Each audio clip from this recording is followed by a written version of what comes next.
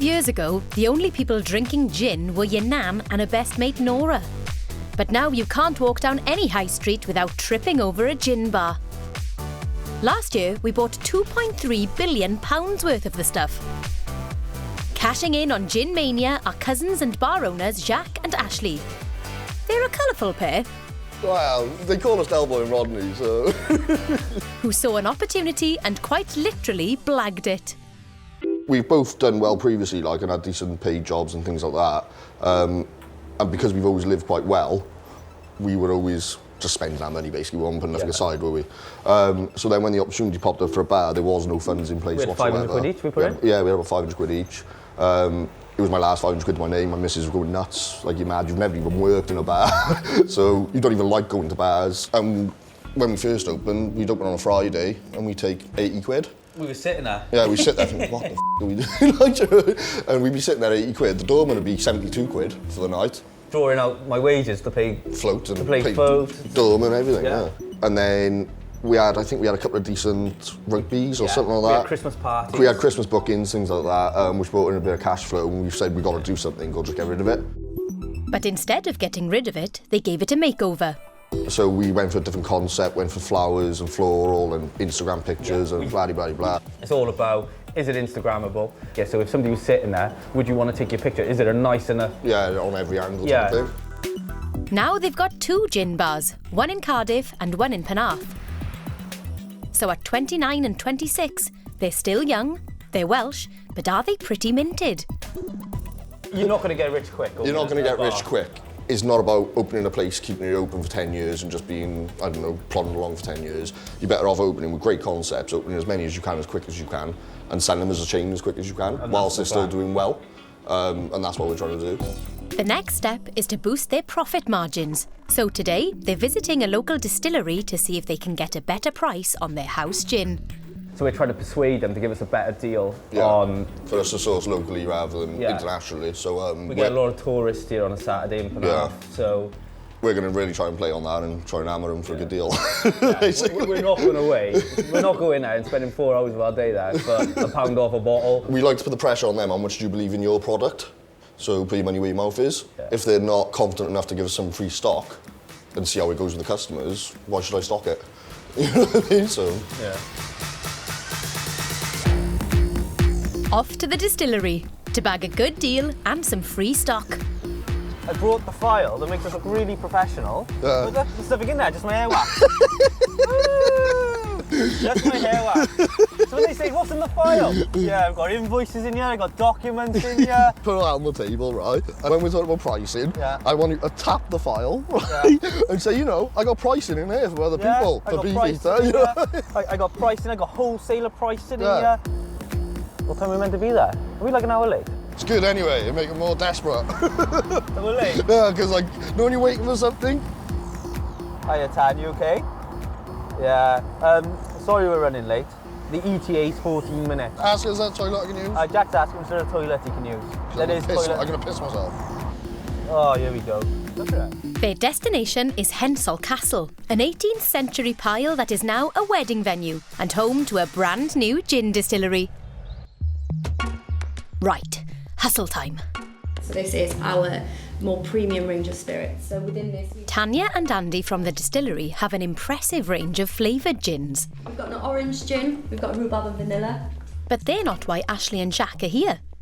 They're looking for a non-flavoured volume cellar gin, an everyday gin and tonic gin, known in the trade as the house pour. So will Hensall's house pour tickle their palates? The London dry gin. Confession time. Do you even like gin? I don't like gin. I only like flavoured. Yeah, you like that one? You only like kids gin. Pointless talking flavour. Let's talk price instead. In regards to what we're pouring now, like for us people, we're doing mainly Beefeater, aren't we? Beefeater pink, Beefeater. We're picking that up so cheap and it's so well known. So when somebody's coming in and they just want a quick drink, they're not taking a gamble on a name they've never heard for the same price of a name they've known all their life. So this is triple distilled. Okay. And with a double dose of juniper. So if you like gin, this is so clean, there's no burn to it. Yeah. But if it doesn't work price-wise, like people aren't going to miss what they don't know. So at the moment they don't know the product anyway. So for us to be steered away from what we're already doing, which is proven to work, That's going well. it's gonna have to be a good deal. We want to pay about £11.50 a bottle.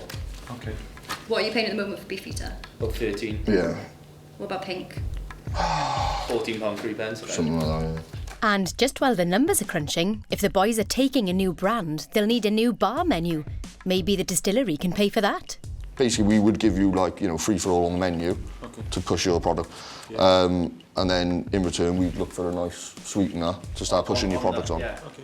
So essentially, our staff are going to be doing your job for you, getting customers onto your brand and getting it well known. So if you give me some free stock then? Yeah, there you go. You'll give us some branding in the Yeah, bar. it basically gives me stock to play with to push your product even more. So, we can beat those prices, especially with the volumes that you're doing. So you can give us a better price, Yes. sweetener of stock to be in the menu. Yes. Yeah. There's a bigger pause in between that, yeah, so. Deal done? Proper. Thank you. Thank you. Great. Thank you. Cheers. Deals are good, un? We meet some people that think they're tucking us up because they think we're young and stupid and blah, blah, blah, but we always make sure we do our right. Yeah, we make sure we get the best deal. Yeah. But also a fair deal so everyone's happy. Jacque and Ashley, quids in on their gin. And we'll be back with the boys later in the episode. Meanwhile, on a small industrial estate in Penarth, Banter Cards are still churning out quality smut. The last time we saw them, founder and MD Tony Lee Hall was struggling with the burdens of running a successful business. And doing stuff, that you don't want to do, like meeting with your accountant and talking about tax and VAT and all this stuff that you just don't want to talk about. You have all these things that you think, yeah, this is going to make me really happy, like if I have this much money or I have this, and then I look at things and I think, how am I not that happy yet? I think you just get overwhelmed with a lot of stuff, don't you? So Tony brought in industry expert Deborah Williams to try and lighten her load. I get days where I just can't cope anymore and I want to give it all up. So you're no different, I promise you. And I get those days. Oh, bless. Oh, sweetheart. But that all ended in tears. 3 months later, Deborah's back to check on Tony's progress. So since I met you last, what's changed? What's happened? So much has changed, Yeah. as you can see. We've had an office built at the back. So we thought it would only take a week, but it actually ended up taking about 2.5 weeks. Yeah, it takes longer. Yeah. Yeah. And it was over Black Friday, which was the worst decision I've ever made, but it was so cold, we just had to do something. So we had 3 or 4 builders in here, us packing orders, someone painting, and trying to do everything in one go. But it's not finished yet, but it will be. Makes a big difference though, right? I know, it's so nice, isn't it? And we've brought in a lot of our own printing now. So we do, we print all our own notepads, Fantastic. calendars. We make all our own badges and magnets. Tony's also outsourced all the social media, which means no more Facebooking on the loo. But beyond all of that, she's got one absolutely bombshell piece of news. One that's going to change everything. It sounds like you've done a positive move with the social media. Yeah, so the reason I've done that though is because I'm pregnant. So yeah. Oh, I know, congratulations.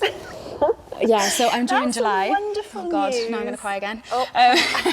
Yeah, and I just feel like I'm going to have to step away a bit, so I need to outsource more things and trust more people. I think it's a great thing in the sense of it'll force you to step back because you're going to have to. You're going to have a new little priority now. I was a single mum, so I brought up a child and run a business. Yeah. And it's just a constant juggling act. So when you're with your child, you're worried about work, and when you're in work, you're worried about your child. Yeah. And you just juggle, and childcare comes into it. I feel really selfish on the guys that work with me though, because I feel like I'm just going to be taking so much time off. But I'm like, I'll only take 6 weeks, and everyone's like, that's ridiculous. You will not be just taking 6 weeks. But I guess I can just work from home when the baby's asleep if I'm not asleep myself. I took 3 months.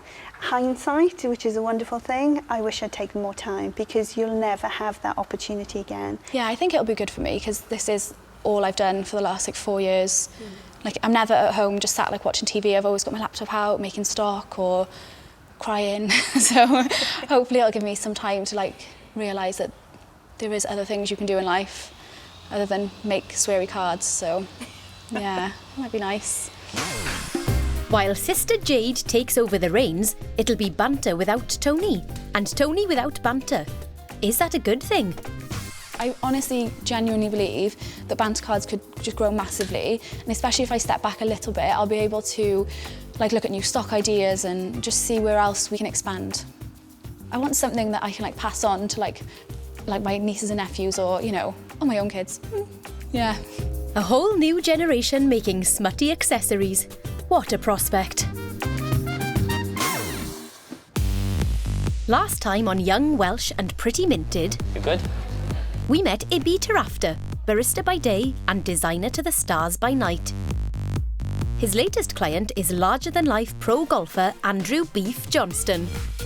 So, Beef wants a brand logo to support his rising fame and product endorsements. Ibi's already come up with some design sketches.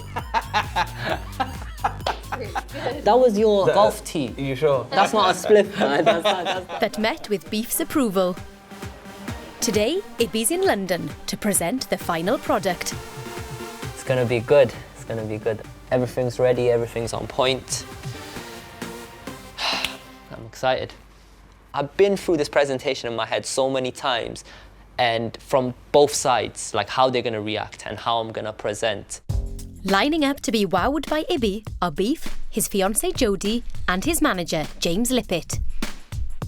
So I'm just gonna start off with a quick recap from what we had in our last meeting. So the first one was the flag idea. The flag represents winning. The ball flying through it added that golf element. So what happened, you probably noticed the golf ball is missing. I felt like the perspective was there, but then the curved golf ball, it took away from the geometry of the logo. So I've taken the sketch. With the presentation, I don't just present, I turn it into a show, I'm a showman and I have to showcase the work. Okay, so I'm gonna show you the final logo. Are you ready? When you look at this, it's just you know what I mean, man? When you look at it, it's Beef is moving forward, it's perspective. A good logo, it always works in the basic form of black and white. And then when it comes to color, it's more like a street feel to it. So the red, there's a narrative to the whole presentation. Every page I considered the flow, the emotions that Beef is gonna go through. When he's watching it, I wanted him to feel a certain way and take him down a certain route. Then we got mocked up, so just so you can see how the design would work in real life situations. So I'm just showing you versatility in terms of the design because you can use it in many different ways. Concept 2, got the hexagon here. We decided that we wanted to make that the main logo. It's nice, but this is a bit more serious in it, and I don't think it captures your character. The first one definitely has got way more energy to it.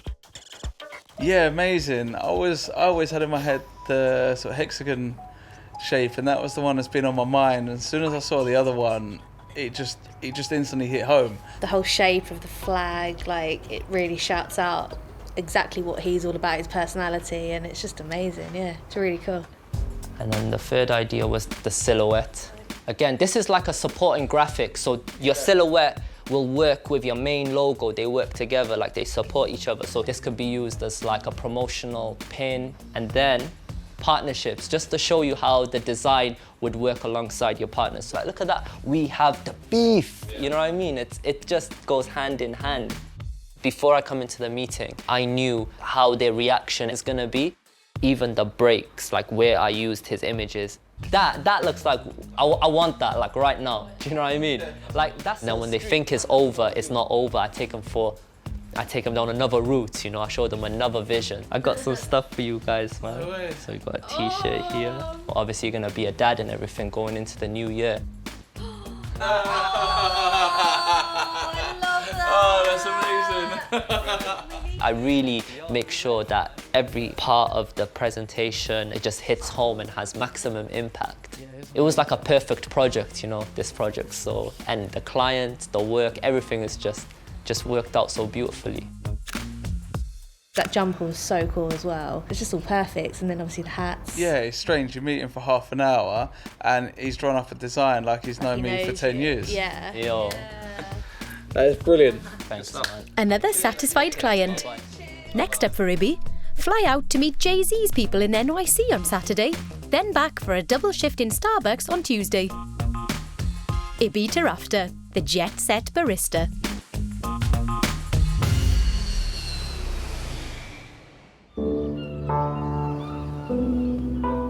Penarth. And at Jacque and Ashley's gin bar, there's been a bit of a setback. The distillery deal has fallen through. Well, to be fair, it was a bit of an anticlimax going up there. They told us basically we wouldn't be pouring anything for like another 6 to 9 months. They wanted huge volume commitments. We couldn't financially commit to that, I would have said. No. So the boys are back to square one when it comes to finding a new house gin. But it's not all bad news. Business is booming. It's grown tremendously. We're coming up to our first birthday now as well. Business is consistent. Yeah. It doesn't feel like we've had a quiet week. And it's given us the confidence really to believe in what we're doing. The plan to open new branches is still there. We're definitely going to try and roll it out into suburbs because we feel the concept does work. Which is not bad for two fellas who started this with just 500 quid and not much else between them. We've never really run a business. We did not make a cocktail, Yeah, we've never run a business. People are laughing at us. We've never done any college courses in business, we've never done anything like that. We didn't go uni, we didn't go college. Yeah. Barely got GCSE between us. Well, I haven't got any. You haven't got any. I got 4. We just knew we wanted a unit, we knew we wanted a gym bar. Here's the money, let us in. Yeah, everything inside there, me and Jacque have personally purchased everything, we've painted it, we've hand-picked every piece of furniture in there, really. From the tables to the bloody, what colour books are on the shelves. Yeah. Don't know if I can do that again. So when an average of 5 new gin bars are opening every week, how do these two manage to keep ahead of the competition? First off, they reckon Instagram is key. We don't like anything going out unless it's worthy of a picture. If you haven't got a good social media following, if you haven't got good content, you're not going to capture the audience. So we do quite well out in the local area, but then you could probably add 40% of the trade which are coming in purely off our social medias. Next, a broad customer base. So we have like people in their 20s to 25. That come in for the Instagram side The of Instagram things. side. Then we got the older generation that, you know, enjoy buying quality. It surprises a lot of people. Yeah. Because when we first opened, a lot of people thought we were going to be like a student. 2 young guys in their 20s, yeah. you know, people thought we were going to be doing pound shots, that sort of thing, and, you know, that's not what we're going for. It's not what we're about. Yeah. Number 3, everyone loves a good story, so tell it. Most of the independent gin companies, they've got a story behind why the bottle's a certain way, why the label's a certain way. You've got gins that were made, originally the recipe was made in a bathtub. Yeah. You've got other gins that are made in people's garden sheds in Kensington. Yeah. So there is always a story behind each gin. It's not just pouring a lager or... Yeah, or a national brand of gin. Number 4, variety is the spice of life. I think in England and Wales, I think 7 or 8 distilleries open every single week producing their own individual gins. Like at the moment, there's probably 2 new gins every week that we put in the bar. We list 120 gins on our menu and then try and keep a rolling guest list coming in and out of the venue. And I think it just keeps customers trying new gins, educating themselves on gin as well. And finally, every month there's a gin tasting evening with a guest distillery. It brings in a lot of customers who don't usually drink gin because they can try it for free. But even with 120 different gins on offer, if the boys are to build up a chain of bars then sell them on, they still need to secure a good deal on a house pour gin. So they've come up with a radical solution. Monday we're going to Signet Gin to produce our own gin. Yeah, we've got a distillery down in Swansea, and then look to bottle our own Penarth gin. We just think it puts Penarth on the map a little bit more. You've got Cardiff gin, you've got a Swansea gin, you've got a Brecon gin. Why not a Penarth Why not gin? a Penarth one? Why not? So we'll be back to see the boys do just that. But first...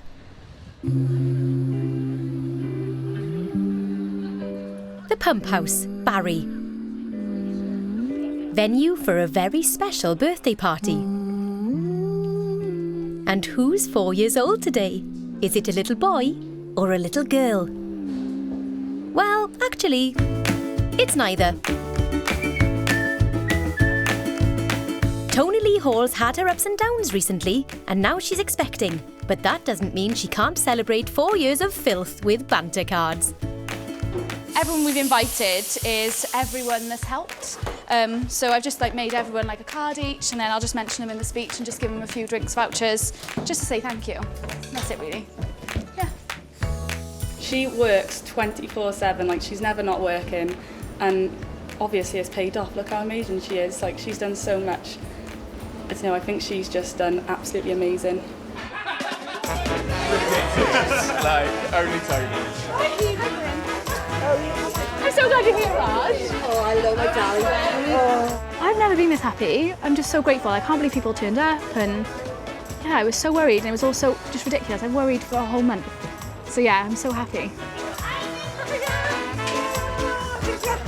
I know Tony from the day she was born because I'm an auntie. I'm her mum's sister. And her auntie's making straight for the free cards. What is she going to think? You make my knob throb. We don't mind the swear words, do we? We don't mind them one bit. Mum, thank you for not swallowing me. Oh, yeah. That's nice, isn't it, for somebody? Yeah. If it's making her a fortune, why not? The only reason Banter Cards has ever been successful is because of the girls who work with me, like my best friends, my family who have supported me when I've missed weddings, I've missed birthdays, I missed one of my friends having a baby because I was packing orders. So like if I do see my family and friends, it's like they'll come to the unit and they'll just sit with me while I pack orders. Like my best friend Kim, most of the time I spend with her is packing orders. When I think of that first Christmas and the first Valentine's Day, and we were working till like 3 o'clock in the morning helping her, it was just so, it's just mental. Guys, I'm so grateful you've all come, first of all. Can't believe how many people are actually here. I might cry. So first of all, I just can't believe that like 4 years ago today, I didn't even realise like Banter Cards even was going to exist. So like, I was just sat on my sofa, working at British Gas, and then 4 years ago, I didn't realise how much my life was going to change.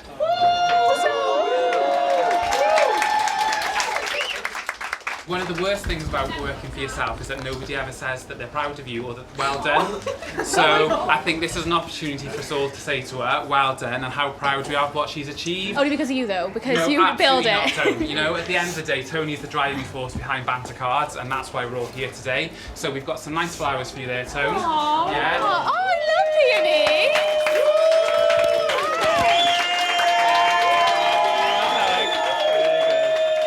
Working for yourself isn't that fun, and it is so stressful, and it's really lonely, and I don't know, it's not that fun. It is really worrying, but when you get to see stuff like this, and even just that tiny bit of praise in there then at my speech, you're like, oh my God, it is worth it. Like people realise how hard you're working, and yeah, I'm so sorry.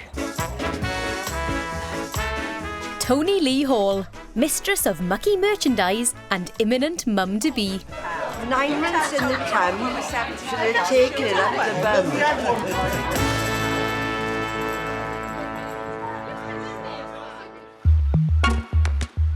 Swansea, and gin boys Jacque and Ash are heading to a micro-distillery to create their own house pour, Penarth Gin. They've come up with a unique recipe, and to help them put it all together is master distiller Di Wakely. So gents, the first thing we need to do is weigh the botanicals. Botanicals, basically the ingredients, the berries, spices, roots and fruits used to make gin. So we're going to begin with juniper berries, right, and we're going for that amount. We're not going to say this on the camera, right, because this is your secret recipe, right? Juniper berries. What a juniper berry? What is it? Did you just eat one? Nothing amazing to taste like. Check out that door. Bring it. The secret to any good gin is not to reveal the quantities used to your rivals. Juniper. You just put that amount into there. So don't give them away, Ash. 2.4? Yeah. You're not meant to say the amount.